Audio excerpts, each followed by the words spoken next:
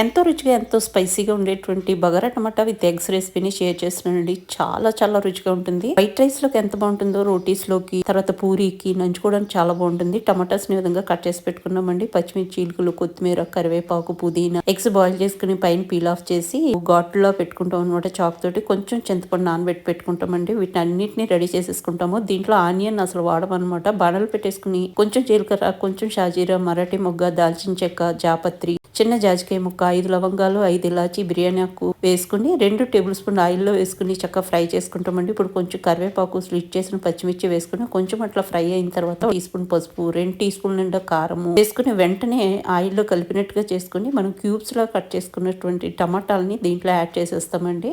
Add చేసిన తర్వాత రుచికి సరిపడా సాల్ట్ వేసేసుకుంటాం. వేసుకున్న తర్వాత మొత్తం అంతా మంచిగా కలిసేలాగా మిక్స్ చేసుకుంటామండి. 1 నిమిషం పాటు ఉడకనిచ్చిన తర్వాత దీంట్లో సన్నగా తరుక్కున్నటువంటి కొత్తిమీర, సన్నగా